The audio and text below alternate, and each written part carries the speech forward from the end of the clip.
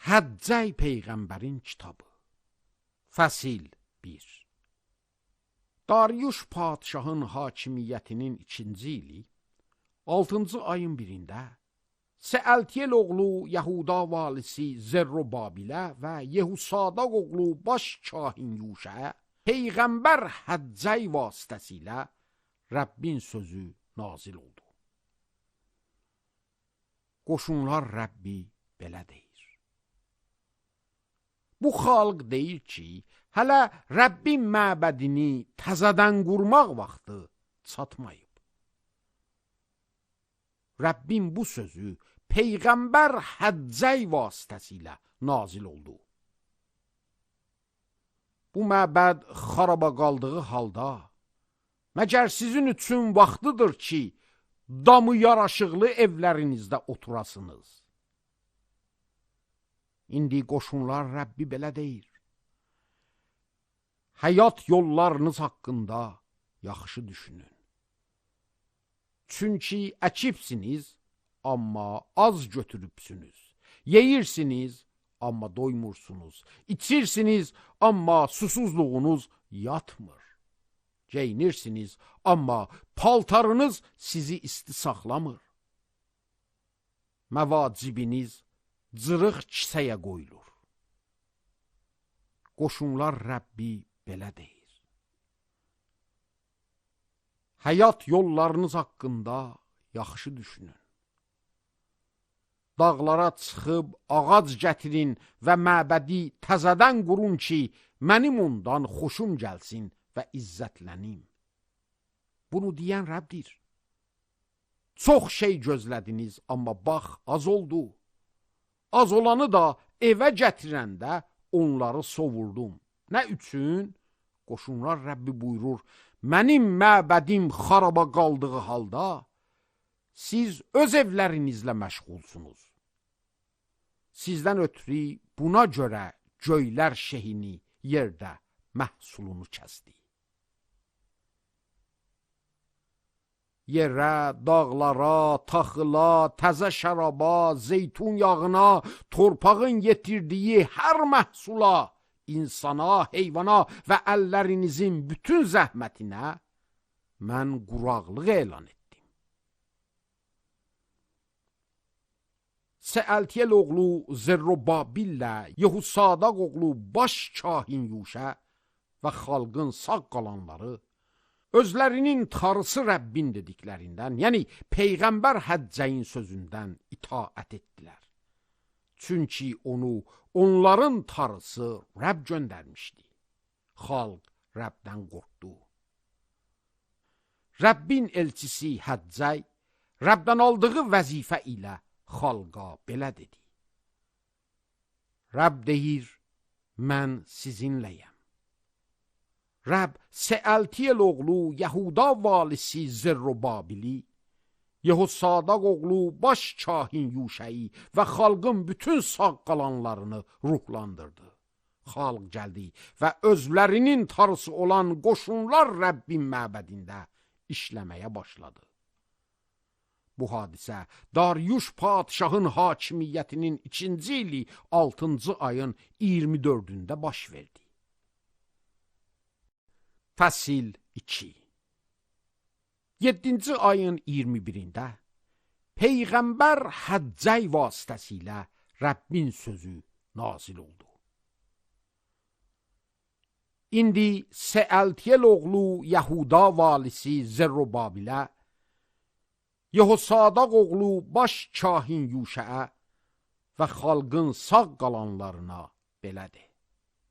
Sizin aranızda kim sağ qalır ki, burada olan məbədi əvvəlki əzəmətində olan halda görmüş olsun? İndi buranı necə görürsünüz?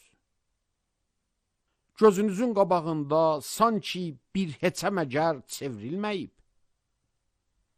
İndi amma ey Zerrubabil, qüvvətlən. Rəbb buyurur, qüvvətlən, ey Yehusadaq oğlu baş kahin olan Yuşə.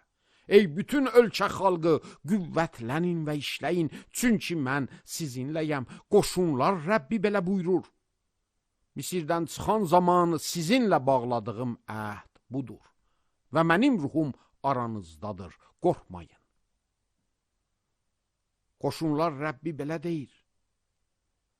Tezliklə mən göyləri, yeri, dəhənzi, torpağı bir də lərzəyə gətirəcəyəm.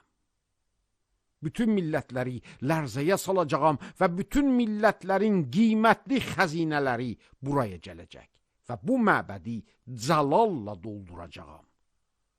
Qoşunlar Rəbbi belə buyurur. Qızıl mənimdir, gümüş də mənimdir. Qoşunlar Rəbbi belə buyurur. Axırki məbədin əzəməti əvvəlkindən üstün olacaq. Qoşunlar Rəbbi belə buyurur. Bu yerə əminamanlıq verəcəyəm.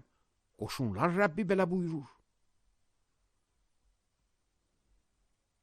Dariyuşun hakimiyyətinin 2-ci ili, 9-cu ayın 24-də Rəbbin sözü Peyğəmbər Həccəyə nazil oldu. Qoşunlar Rəbbi belə buyurur.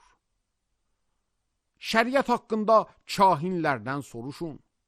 Əgər kimsə cübbəsinin ətəyində təqdis olunmuş ət gəzdirən zaman, ətəyi ilə çörəyə, şorbaya, şəraba, zeytun yağına və ya hər hansı bir ərzağa toxunsa, məgər onları təqdis edər. Kahinlər bu suala cavab verdilər. Xeyr. Həccəy dedi, bəs cəsədə toxunub nəcislənən bir adam, həmin ərzaqlardan birinə əgər toxunsa, o ərzağı məgər nəcisləyər? Kahinlər cavab verdilər, nəcisləyər.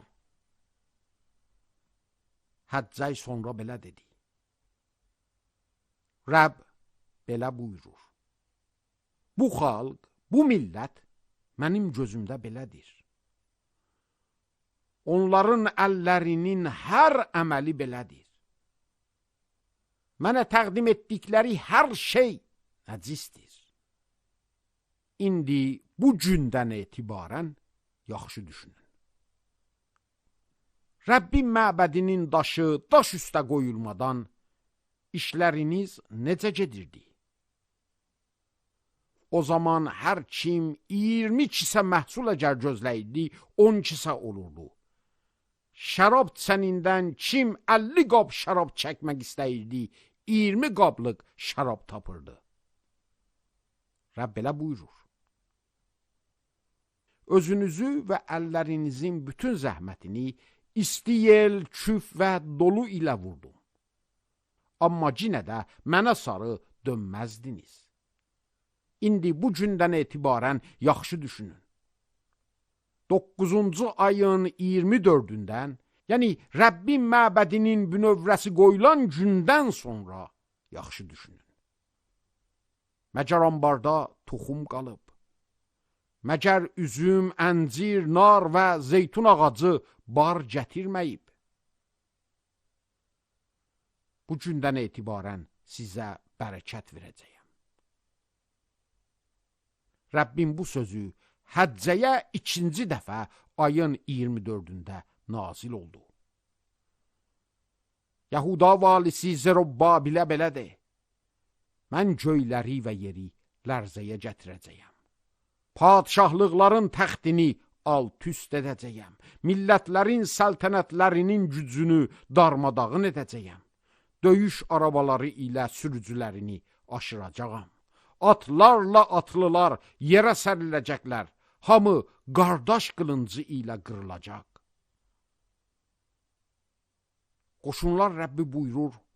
O gün, ey Sealtiyel oğlu qulum Zerubbabil, Rəbb buyurur, səni götürüb möhürlü üzük edəcəyəm. Çünki səni mən seçmişəm. Qoşunlar Rəbbi belə buyurur.